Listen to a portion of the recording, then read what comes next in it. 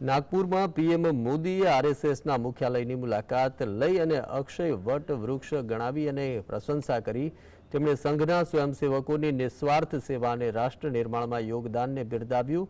આ મુલાકાત સાથે મધવ નેત્રાલયના શિલાન્યાસ સમારોહમાં આરોગ્ય સેવાઓ પર પણ ભાર મૂક્યો.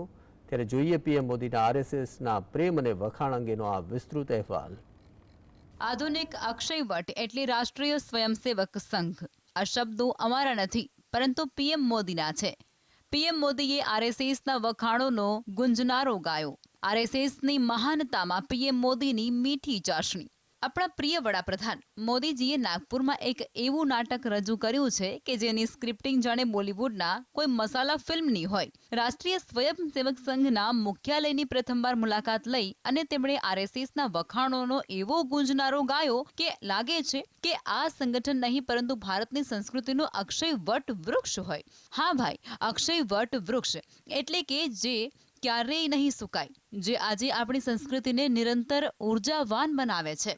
બસ હવે એ ઉર્જા ક્યાંથી આવે છે એ કોઈ નહીં પૂછે, કારણ કે જ્યારે પીએમ મોદી બોલે છે ત્યારે તો સવાલોનું રાગણું બંધ થઈ જાય છે. વાસ્તવમાં નાગપુરમાં જ્યાં આરએસએસનું હેડક્વાર્ટર છે ત્યાં પીએમ મોદીએ સ્મૃતિ મંદિરમાં આરએસએસના સ્થાપક કેશવ બલિરામ હેડગેવાર અને બીજા સર સંઘચાલક MS ગોલવલકરને શ્રદ્ધાંજલિ આપી પોતાના ઐતિહાસિક ભાષણની શરૂઆત કરી. એક એવું ભાષણ જેમાં રાજકારણનો રસ નહોતો, પણ આરએસએસની મહાનતાની મીઠી ચાસણી ભરપૂર હતી. आज हम देखते हैं राष्ट्रीय चेतना के संरक्षण और संवर्धन के लिए जो विचार बीज 100 साल पहले बोला गया वो महान वटवृक्ष के रूप में आज दुनिया के सामने है.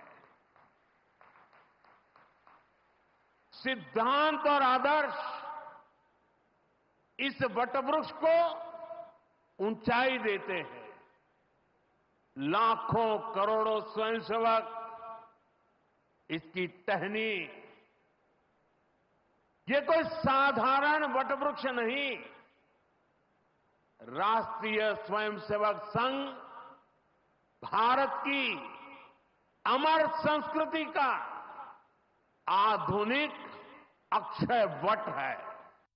આ તો થઈ ગયું મોદીજીનું આરએસએસ પ્રેમનું ગીત. પણ ચાલો આપણે થોડું ઊંડું ખોદીએ. નાગપુરમાં આરએસએસના હેડક્વાર્ટરની આ પહેલી મુલાકાત એવા સમયે થઈ જ્યારે સંઘની સ્થાપનાને 100 વર્ષ પૂરા થવાની ઉજવણી ચાલી રહી છે. અને આ ઉજવણીમાં પીએમ મોદીની હાજરી, અરે એ તો જાણે કેક પર ચેરી જેવું થઈ ગયું. આરએસએસના સંઘ સંચાલક મોહન ભાગવત પણ સાથે હતા અને બંનેએ મળી અને એવું દ્રશ્ય સર્જ્યું કે લાગે આ તો ગુરુ અને શિષ્યની જૂની યાદો તાજી કરવાનો પ્રસંગ હોય. મોદીજીએ પોતે આરએસએસના પૂર્વ પ્રચારક રહ્યા છે, તો આજે તેમના મોઢે આવા વખાણ સાંભળી અને કોઈને નવાઈ નથી લાગી, પણ થોડું હસવું આવે છે જ્યારે આપણે વિચારીએ કે આજ મોદીજીએ વડાપ્રધાન બન્યા પછી આટલા વર્ષોમાં પહેલી વાર સ્મૃતિ મંદિરની મુલાકાત લીધી. શું ખબર, કદાચ ચૂંટણીઓ નજીક હોત તો આ મુલાકાત થોડી વહેલી પણ થઈ ગઈ હોત. स्वयंसेवक संघ भारत की अमर संस्कृति का आधुनिक अक्षय वट है. ये अक्षय वट आज भारतीय संस्कृति को, हमारे राष्ट्र की चेतना को निरंतर ऊर्जावान बना रहा है. આખી ઘટનાનો સાર એટલો જ છે કે મોદીજીએ આરએસએસને અક્ષય વટ વૃક્ષ ગણાવી અને એક તીરથી બે નિશાન સાધ્યા છે. એક તો સંઘના સ્વયંસેવકોના દિલ જીતી લીધા અને બીજું ભાજપના આઈડિયોલોજીકલ સંસ્થાને સૂંઘને ખુશ કરી દીધા. પણ આપણે તો બસ એટલું જ કહીશું કે આ વટવૃક્ષની શાખાઓ જ્યાં જ્યાં ફેલાયેલી છે ત્યાં ત્યાં રાજકારણની ગંધ આવે છે.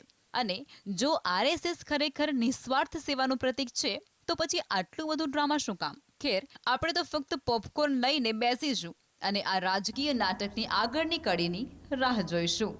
Bureau report, GSTV.